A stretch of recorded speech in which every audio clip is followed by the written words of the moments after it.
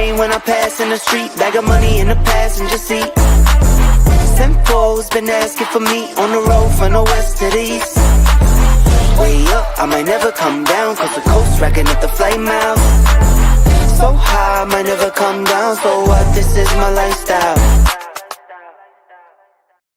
What's going on, everybody? Man, Eric Wilson in for the Sports Arena. Yes, halftime during the Minnesota Vikings versus the Los Angeles Rams wildcard weekend, the last of it.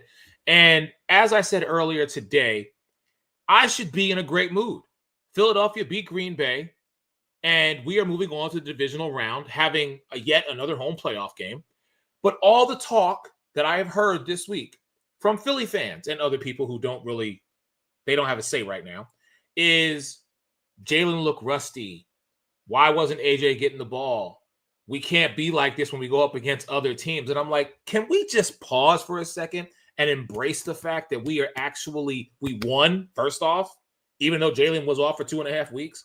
That being said, knowing that the winner of the Monday night matchup between the two teams, the Vikings and the Rams, is who we are going to see next Sunday, I had to go get a fellow Eagle fan of mine, someone who I know can maybe talk some common sense into the rest of the world, because I am just like, let's embrace what we have instead of always looking for the other shoe to drop. But it is Philly. So with that being said, you already know she's a friend and a family member. She is the host, I have to change that actually, of the Blonde Blitz. The one and only Miss Deb Whitkiss is in the building with me. How are you? Hello. Good. How are you?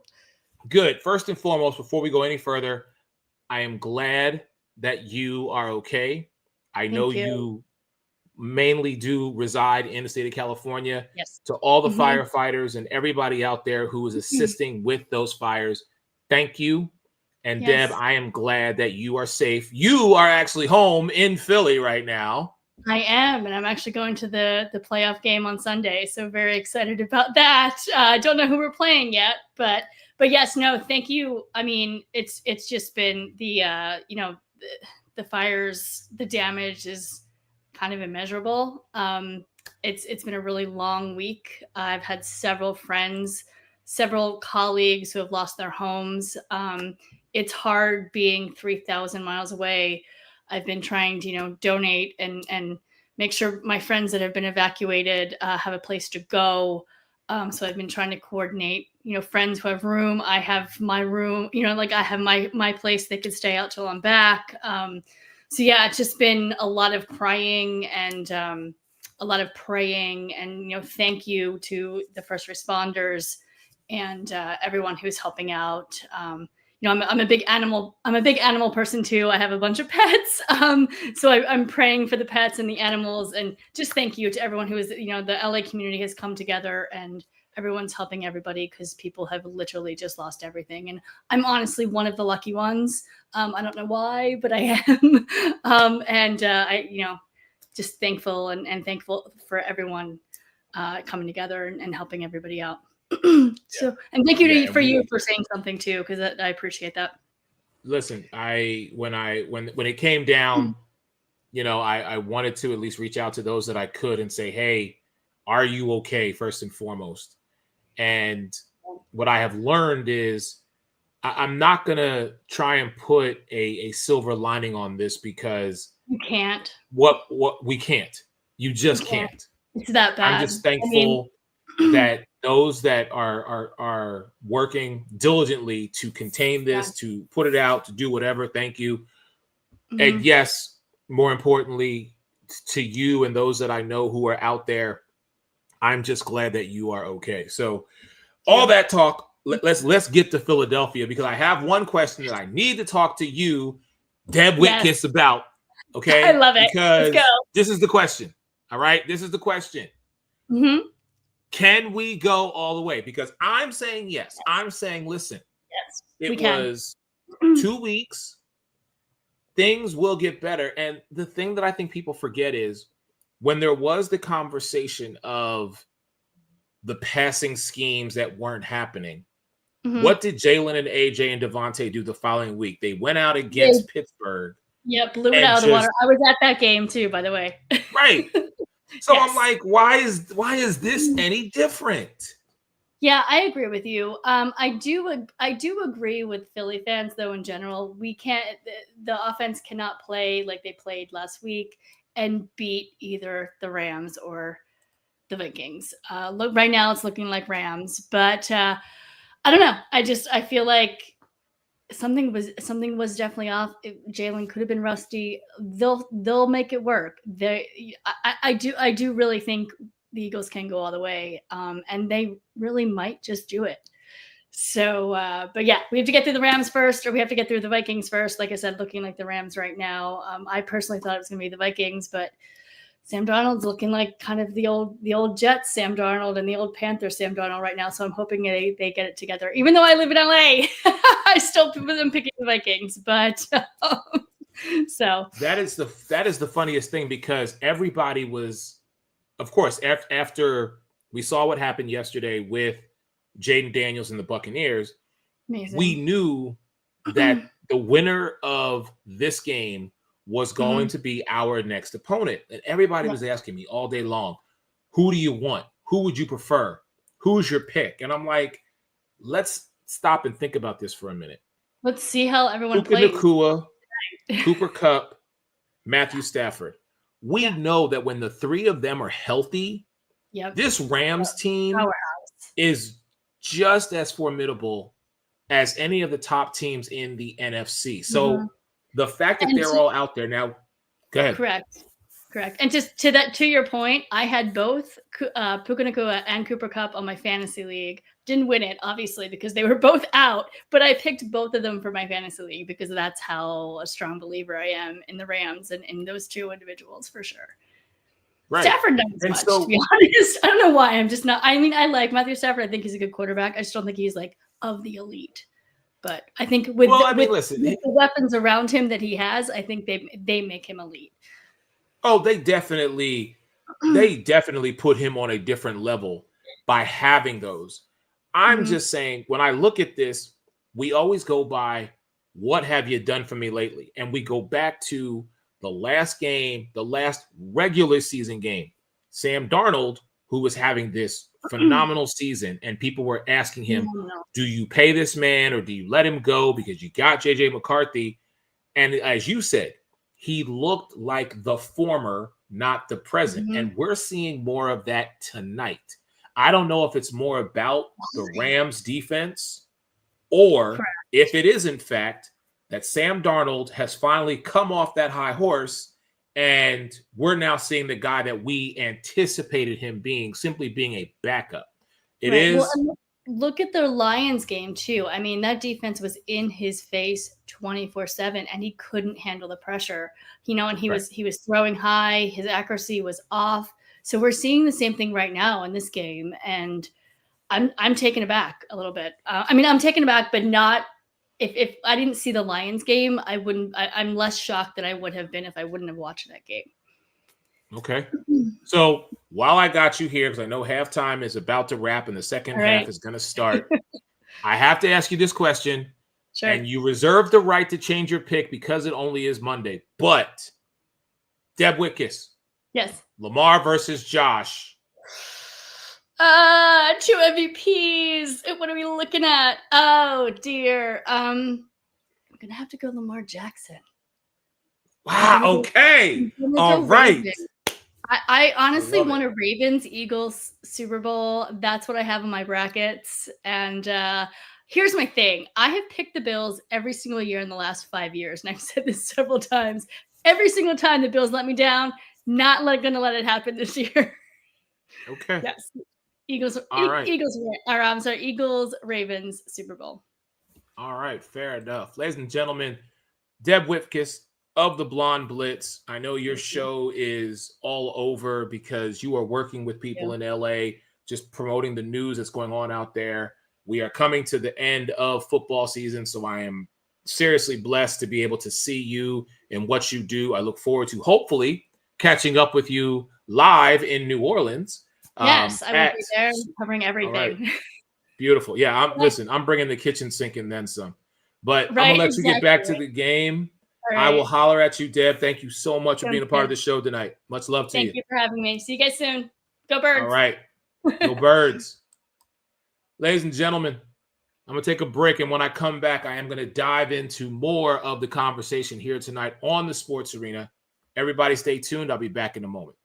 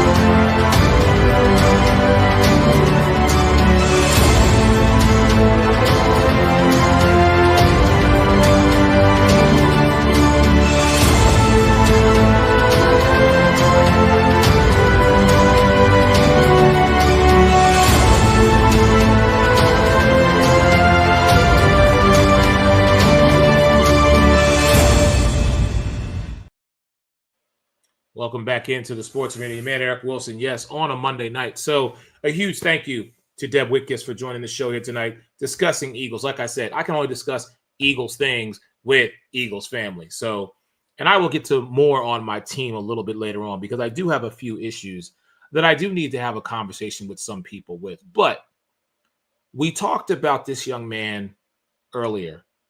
And let me just say this again. I said earlier today, I don't throw this term out very lightly.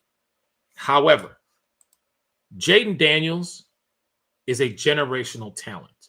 To watch what this young man has done throughout this entire season in his rookie year under a new head coach, a new offensive coordinator, and is able to put the Washington Commanders in a position to a place where they haven't been in over a decade, speaks to the heart, the hustle, the grit, the tenacity, the determination, the focus, the discipline, whatever other adjective you want to throw in.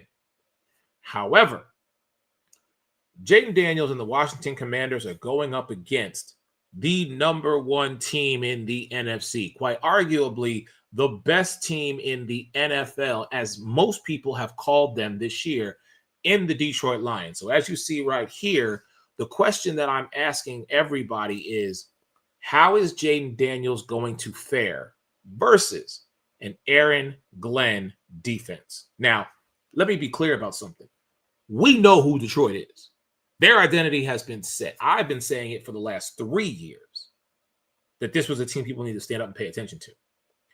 Dan Campbell has this team drinking the Kool-Aid and shoving it down everybody's throat. And it doesn't matter whether you are first on the depth chart, second, third, or they just picked you up off the streets. These athletes want to play for the Detroit Lions organization, and that extends to Aaron Glenn. Aaron Glenn's defense has seen multiple injuries this year. From Aiden Hutchinson to, Anzalone, who thankfully is back. But can Jayden Daniels find a way to basically do what 1, 2 teams have done this entire season? Can he find a way with Terry McLaurin, with a Zach Ertz, and the rest of the offense? Can they find a way to stop an Aaron Glenn defense from making Jayden Daniels no longer look like the rookie of the year that he is? Now, I am just truly in amaze and in awe of what he has done in referring to Jayden Daniels. But as we always say here on the Sports Arena, defense wins championships. And we have seen that no matter what happens in Detroit, once you put on that jersey, you fitting to run through a wall for this team, because they are on a collision course to do something great. We saw what happened last year in the NFC Championship game against the San Francisco 49ers. And guess what? San Francisco is like the rest of us. They are at home watching the postseason. as opposed to in contention.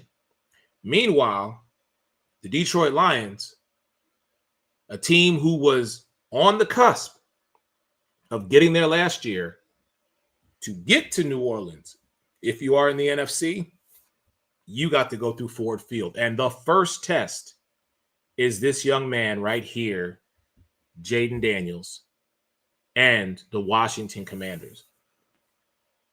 I am still trying to figure out if it is possible. We know that it is not out of the realm of the improbable. But can, again, Jayden Daniels, the Washington Commanders, can they go into Ford Field next Saturday night and do the improbable? That is, beat Detroit in Detroit when it matters most. That's the question. I'm excited to see what the answer is going to be like. I'll be right back in about 10 seconds.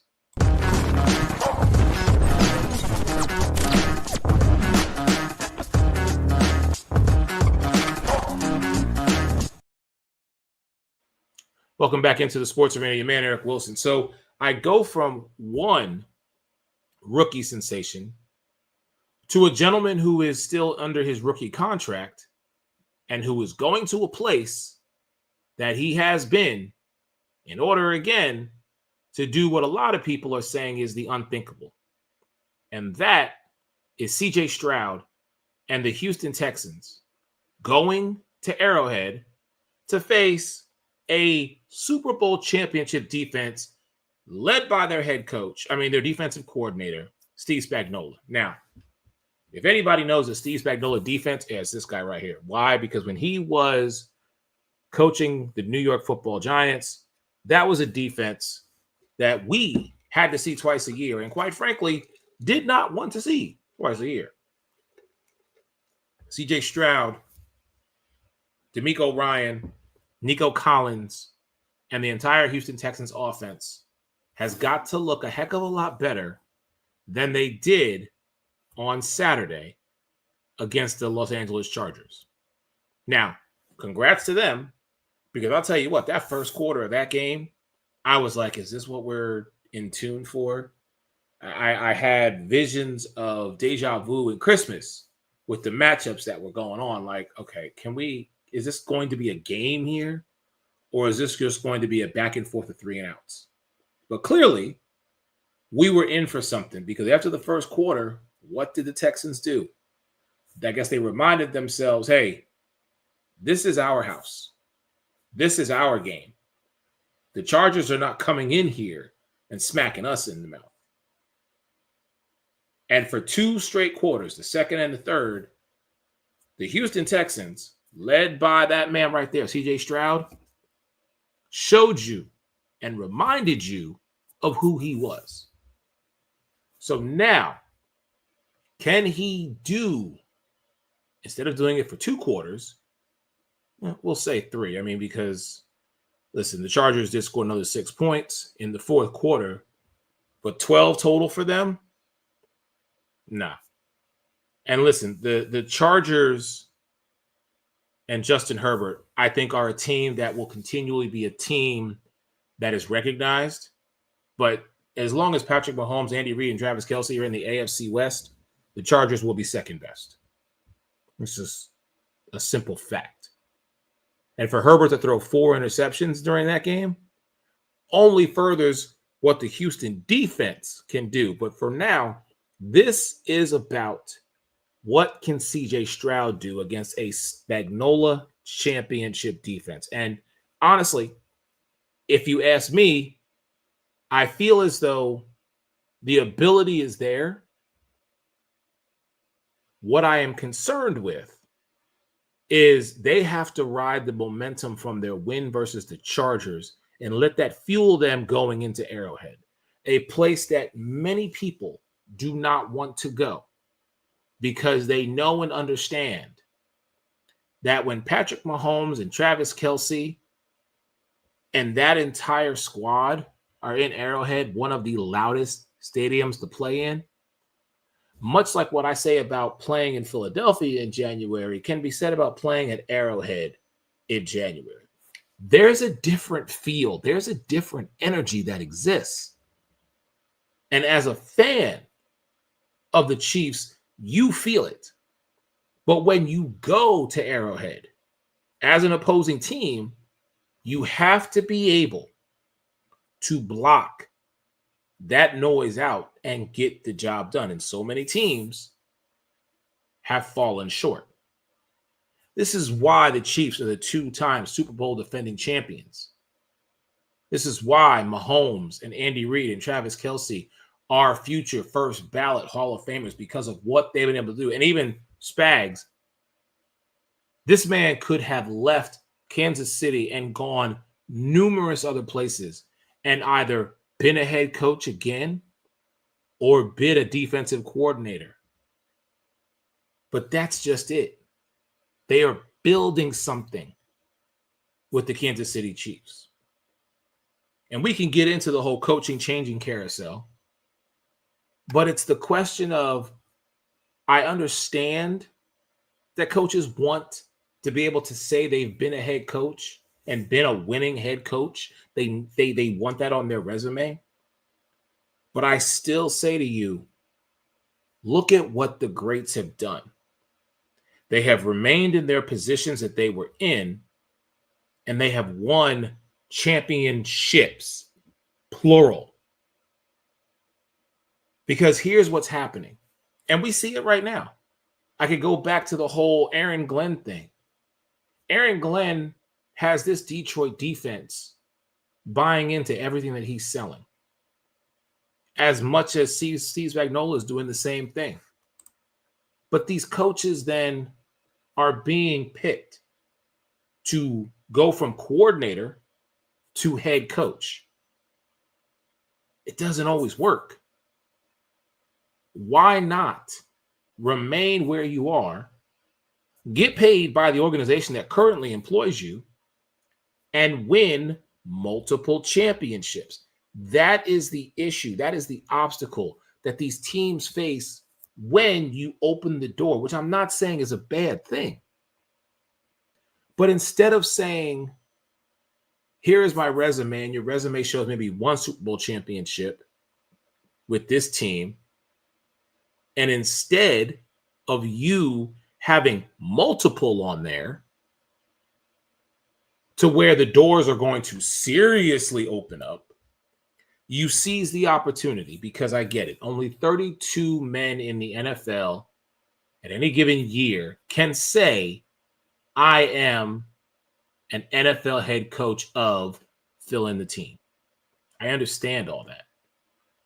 But if it doesn't translate into wins, and if it doesn't translate into playoffs, and it doesn't translate into Super Bowl appearances, or even better, victories, Super Bowl champions, then what?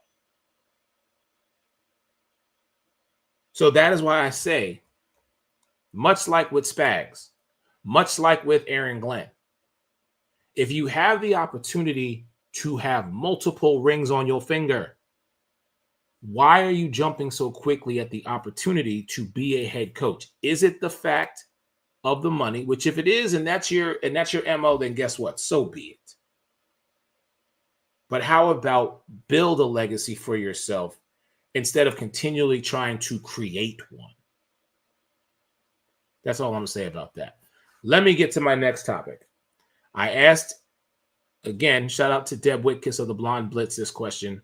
And now, ladies and gentlemen, I want to ask you, we are getting a matchup that I so wish was the AFC Championship game, but it's not.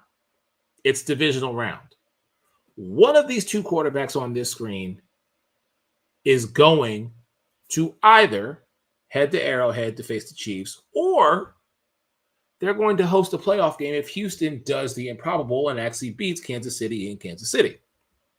I know you think I'm crazy, but it's not out of the realm of possibility. So, feet to the fire, ladies and gentlemen. Are you taking Josh Allen? Are you taking Lamar Jackson?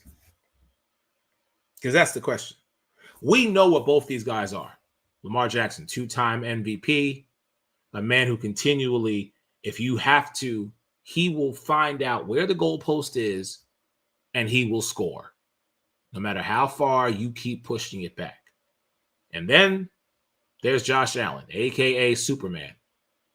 This guy will force you to put him on the ground, because if you don't, he will find a way to run over you and does not care. You take away primary weapons of Josh Allen, that's fine.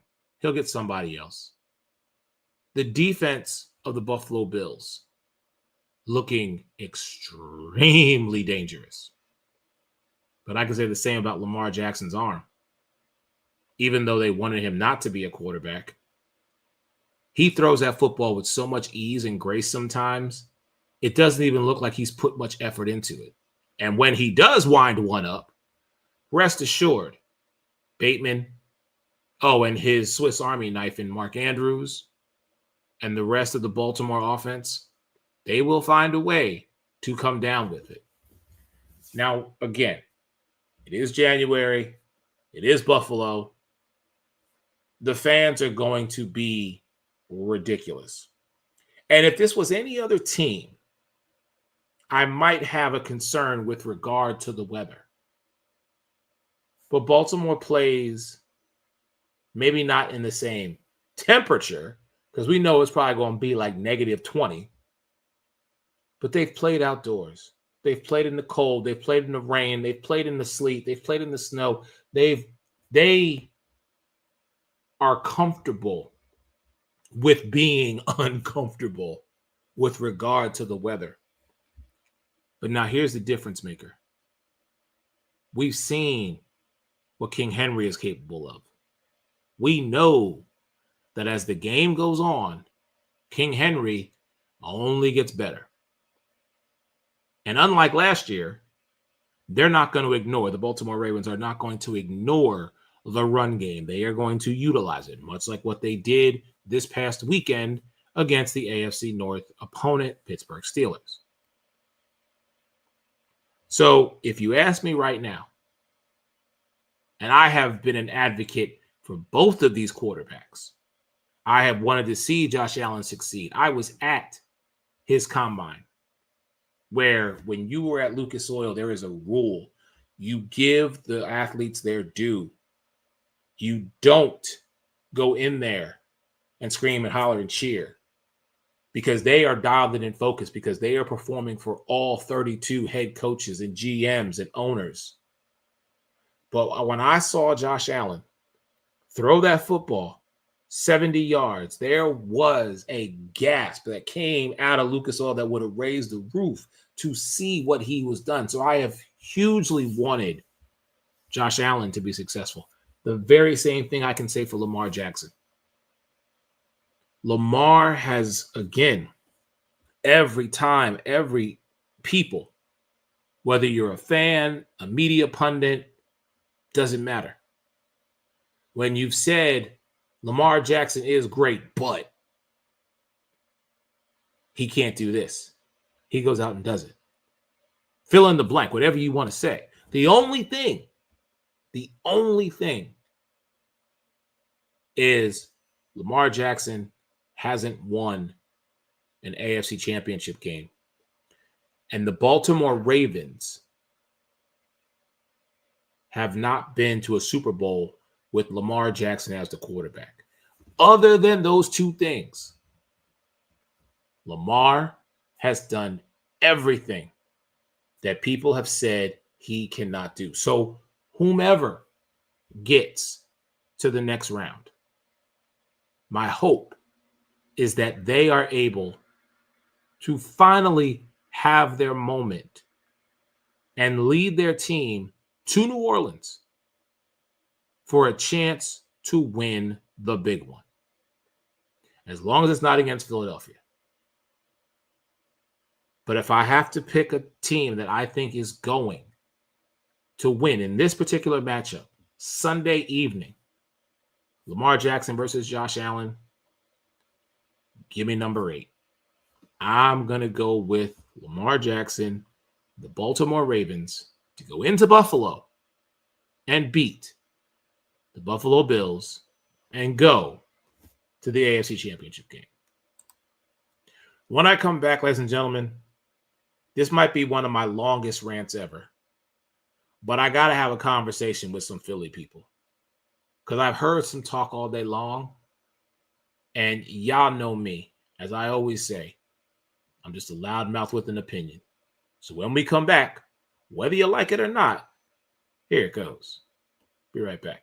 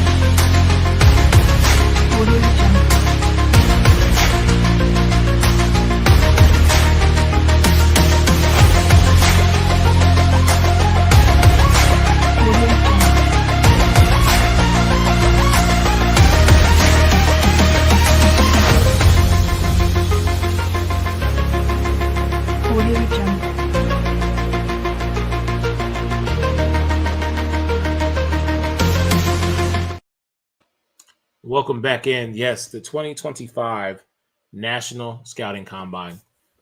Ladies and gentlemen, you do not want to miss this tremendous event. We are less than a month away, and when I tell you that it is going to be something that the National Scouting Combine has truly believed in and been determined to succeed in over the last 14 years, of which I have been blessed to be a part of for the last 7. It's not an understatement. And in the words of the wise man, Paul Heyman, it is not a prediction. It's a spoiler when I tell you, you want to be at the 2025 National Scouting Combine. My last topic tonight, of course, is more talk with regard to my team, the Philadelphia Eagles. But I'm going to do it in a way only befitting to myself.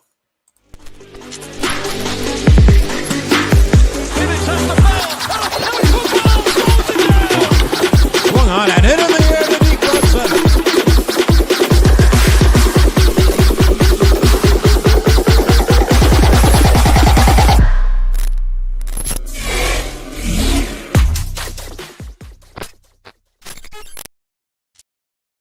Ladies and gentlemen, welcome to another edition of Eric's Rant. As you see, I'm just a loudmouth with an opinion, so whether you like it or not, here it goes.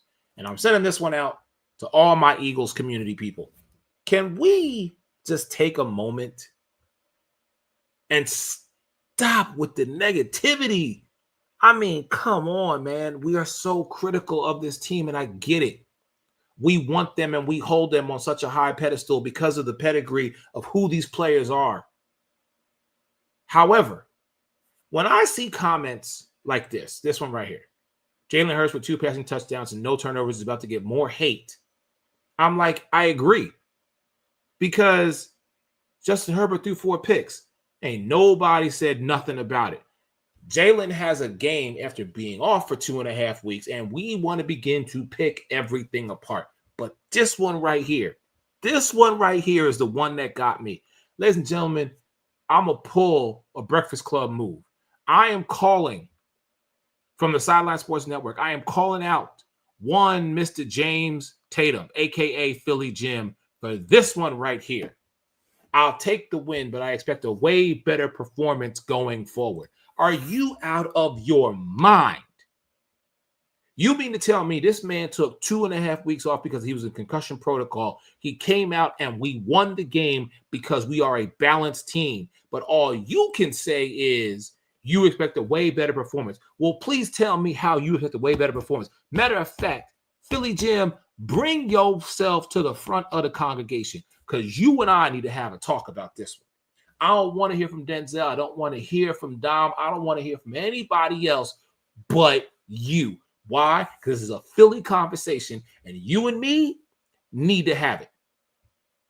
We are a team that's on the cusp of doing great things. We are a team that is on course to go to Ford Field to face the Detroit Lions in the NFC Championship game. Oh, and by the way, if Washington finds a way to upset them, guess what? NFC Championship game is in the 2-1-5. Now, I know you know this. But to put something like this right here out, knowing the team like you do, being a fan like you are, come on, man, cut it out. That's ridiculous, even for you. So you can run on the gauntlet, say whatever you want, but I dare you to respond not only to this, but show yourself up and let's have that conversation. Because you know what I always say, bro. I ain't a hard man to find. But I'll be damned if I'm going to let that one go. And for everybody who feels like Jalen Hurts and A.J. Brown aren't on the same page, why? Because he was reading a book that he's been reading at numerous games. Do me a favor, y'all. In your spare time, pick up a book and read it. Much like what A.J. Brown was doing. Put yourself in the right frame of mind. Be the best version of yourself. Shout out to Kobe. But don't sit here and continually think that there is a problem that exists between Jalen Hurts and A.J. Brown when there isn't one. There is a run game that we can utilize in Saquon Barkley, a man who almost broke a 40-year record. We have a defense that bends and does not break. We have special teams that from jump will punch you in your chest and let you know whose house this is. And instead of taking all of that and relishing in the fact that this is who we are and this is what we do and this is our moment and our time, all I've heard has been Jalen hasn't had the best performance. Take 2.5 weeks off, go back to your job and tell me you still in the same dialed-in mentality that you were before you left, because guaranteed you ain't. I'll see y'all real soon.